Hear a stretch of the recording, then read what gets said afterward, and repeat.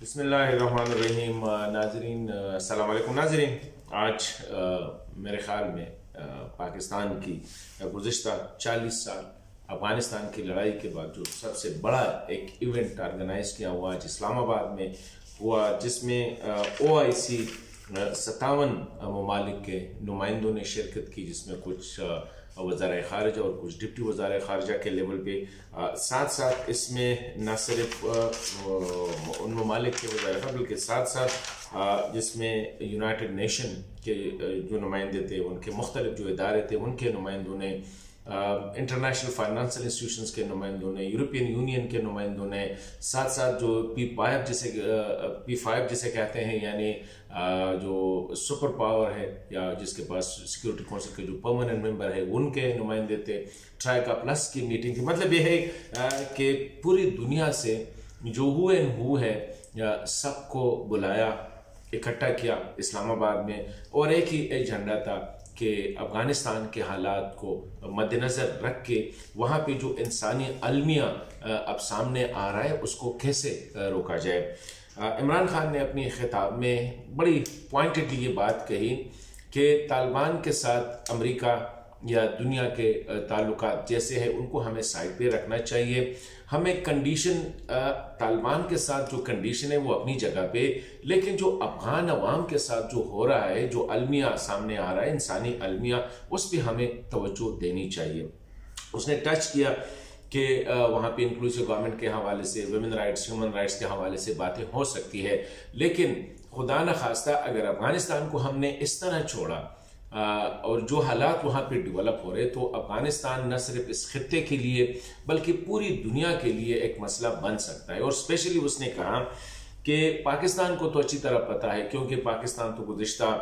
2 दहाइयों से सिचुएशन को फेस कर रहा है। पाकिस्तान में ऑलरेडी तकरीबन 2 to 3 मिलियन अफगान रेफ्यूजीज है। लाखों अफगान ऐसे हैं जिनके वीज़ा एक्सपायर हुए हैं लेकिन वो पाकिस्तान में हैं। तो इसी तरह यूरोप को भी पता है कि वहाँ पे जो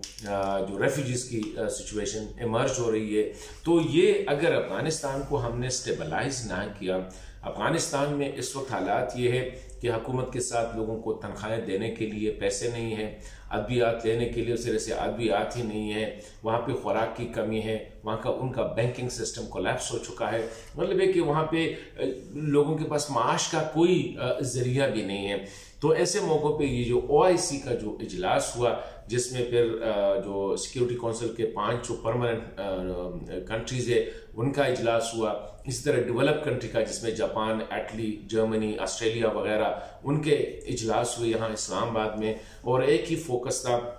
कि तालिबान को तस्लीम करना है या नहीं करना है, लेकिन हमें इंगेज करना चाहिए। द रीज़न इज़ कि इस वक्त वो काबिल पे हुक्मरान है और हमें उन अफगानों की खातिर जो है 4 करोड़ यानी 40 मिलियन अफगान जो है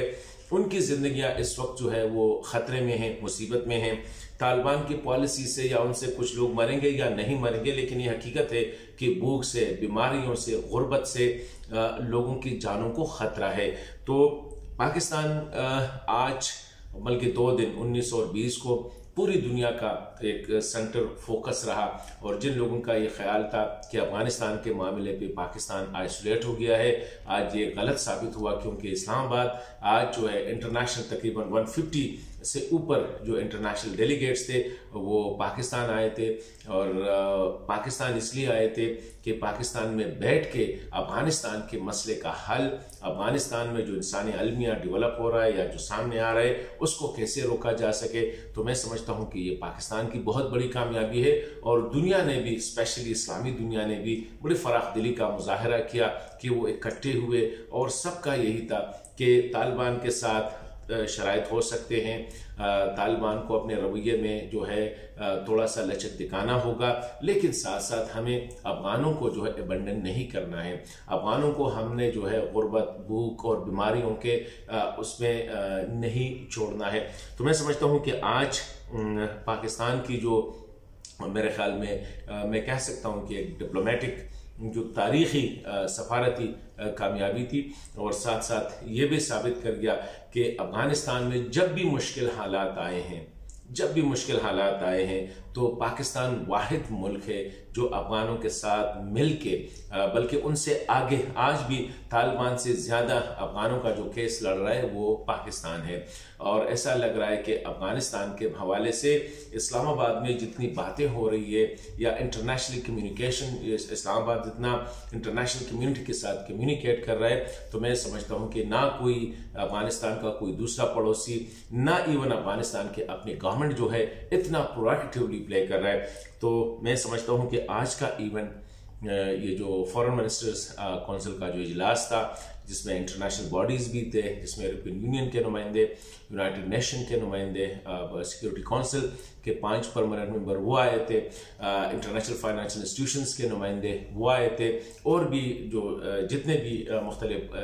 जो ऑर्गेनाइजेशन है उनके नुमाइंदे इकट्ठे हुए थे। तो उम्मीद यही की जा सकती है कि इंशाल्लाह आगे चल के अफगानिस्तान के हवाले से एक बड़ा ब्रेक थ्रू हो सकता है, पर्टिकुलरली अफगान अवाम के साथ इमदाद के हवाले से और उनके जो ह्यूमैनिटेरियन या इंसानी बुनियादों पे उनको जो मौजूदा सूरत हाल से उससे निकालने के हवाले से।